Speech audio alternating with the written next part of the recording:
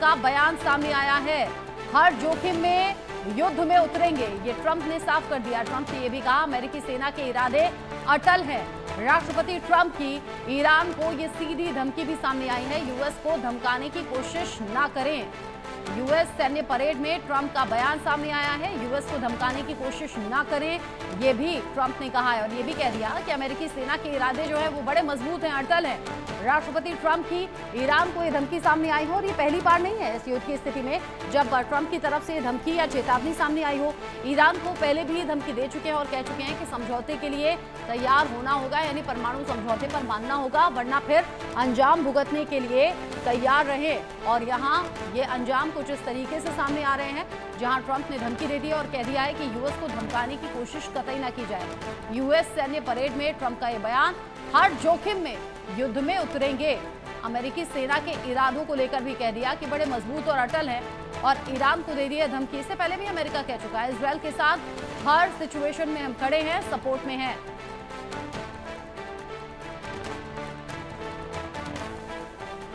एक तरफ खामेनेई की ललकार सामने आ रही है, दूसरी तरफ बेंजामिन नेतन्याहू की धमकियां, और अब जब चीन ने खुलकर समर्थन ईरान का कर दिया है, उधर अमेरिका की तरफ से, ट्रंप की तरफ से कह दिया है हर जोखिम में युद्ध में उतरेंगे।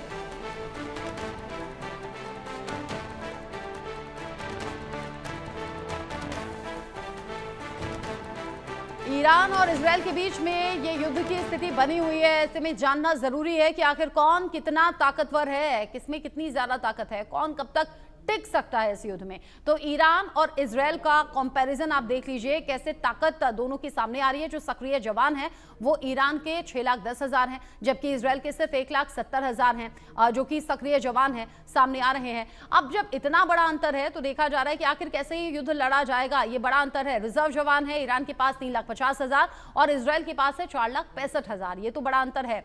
साथ ही साथ जो पैरामिलिट्री जवान है उनकी संख्या 2,20,000 है ईरान के पास, जबकि इजरायल के पास ये 35,000 के आसपास है। बख्तरबंद जो गाड़ियां हैं वो ईरान के पास ज्यादा है, 65,825 हैं, जबकि इजरायल के पास ये 35,985 हैं। यानी कुछ चीजों में ईरान यहां बढ़कर सामने आ रहा है।